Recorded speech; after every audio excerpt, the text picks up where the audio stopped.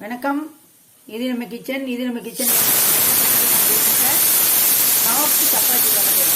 நாட்டு பேருன்னா வடை பண்ணுவாங்க. இந்த மாவு பிசைஞ்சு ஒரு 1/2 hour ஊற வச்சிருக்கோம். ரொம்ப நேரம் ஊறிட்டுனா மாவு புளிச்சு போயிடும்.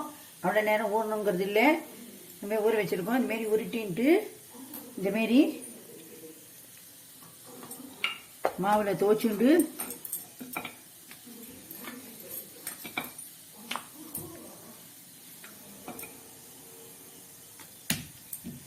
இந்தமாரி சாஃப்ட் சப்பாத்தி. இப்போ இதுக்கு என்ன பண்ணா, நெய் தடவுறா நெய் தடவிக்கலாம்.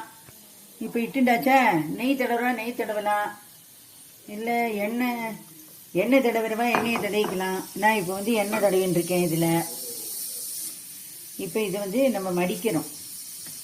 மடித்து இடும்போது இது சாஃப்ட் சப்பாத்தியாக வந்துடும். இப்போ என்னாச்சா, இப்போ இதில் கோச்சிக்கணும். இப்போ துவச்சுட்டு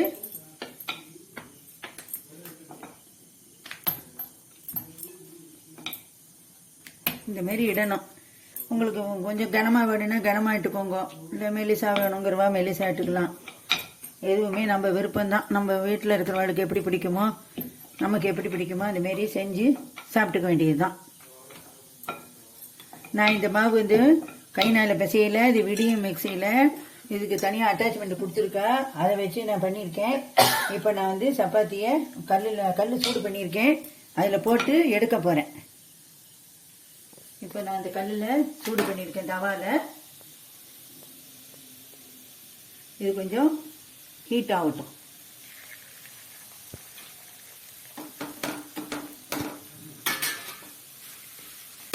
இப்போ நான் இதில் ஸ்ப்ரே பண்ணுறேன். இந்த எண்ணெயை ஸ்ப்ரே பண்ணுறேன்.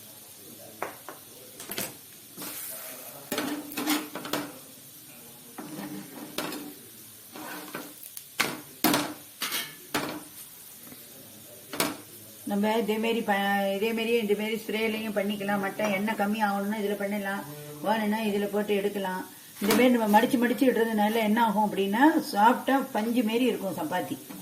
நம்ம ஒரே பக்கம் போடாமல் அப்பப்போ கொஞ்சம் திருப்பி போட்டுக்கணும்.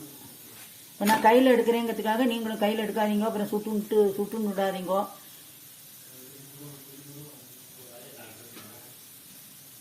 நல்லா சூடானதுக்கு பிறகு அப்படியே நல்லா புஷ்ஷுன்னு நல்லா உப்பி வரும். கல் கொஞ்சம் சூடாகணும். வெயிட் பண்ணலாம்.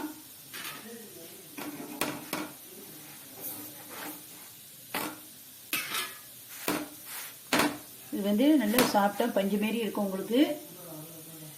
இது சைட் டிஷ்ஷாக நீங்கள் என்ன வேணால் வச்சு தொட்டுண்டு சாப்பிடலாம்.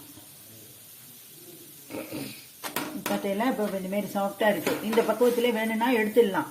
இல்லை இன்னும் கொஞ்சம் நேரம் வேணும்னாலும் போட்டு எடுக்கலாம். சில பேர் சில சமயம் முருகலாவும் கேட்பா. நான் இப்போ சாஃப்டாக இருக்கும்போதே எடுத்து விடுறேன்.